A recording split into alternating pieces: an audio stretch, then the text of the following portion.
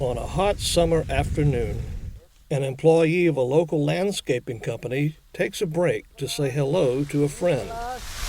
¿Dónde estás? Acá. ¿Dónde está, viejo? ¿Dónde está, viejo? Véngase para acá. Vete. While most people will be afraid of Nicholas, Nicholas is unafraid of people, and that's a problem. So the property owners called for help.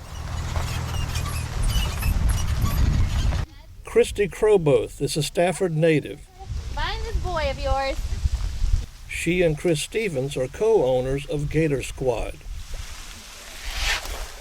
It may look like they are here to get rid of Nicholas, but they are really here to save Nicholas. Growing up, we were the ones that took in all the strays, cats, dogs. Everybody knew we saved everything, and Mom would pull the car over and save the ducks and help turtles cross the road, so I always had it in me. So I got into it to help save these guys because a lot of people that do what I do kill them. So one, I got into it to take the animals alive, and two, I got into it to educate people and teach people that they're not the big bad monsters people make them out to be. They do this hard work to save the alligators and to educate people. For instance, Nicholas was not what we thought he was.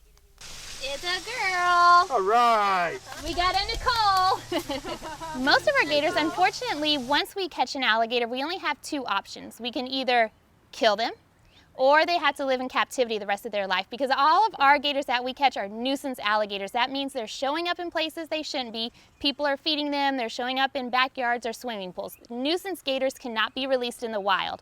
If we released a nuisance gator in the wild, it's just going to swim up to somebody else, or it's going to cause problems elsewhere. We like taking the animals live. They're kind of like our prize and joys for us to catch them, and we don't feel like putting a good alligator down just because he's in the wrong place at the wrong time. So fortunately, we can take them to our farm in El Campo. They'll live out the rest of their life. They'll be in captivity, but we feel it's better than a bullet in their head.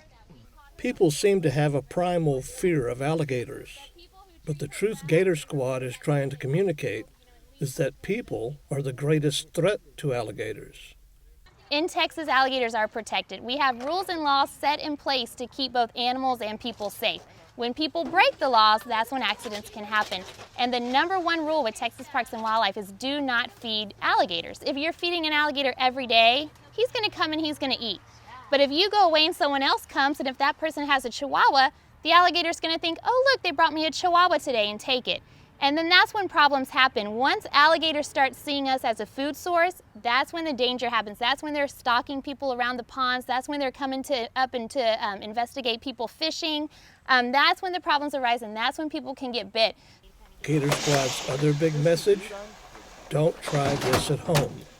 Yes, you have to be licensed to do what we do. The state has to approve you before they even put you in the class 2 to do this.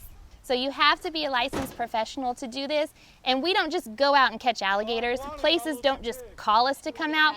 Each call is monitored through Texas Parks and Wildlife, and game wardens actually have to call us and tell us where to go and which animal to get.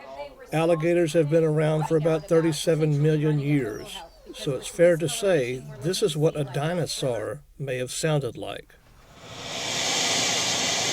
So what should you do if you see an alligator?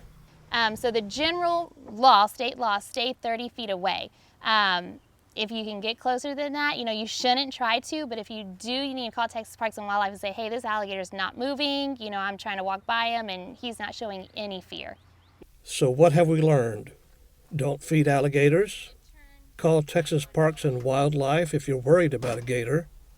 And check out Gator Squad's Facebook page if you want to learn more about your reptilian neighbors. For Animal Magnetism, I'm John Woods.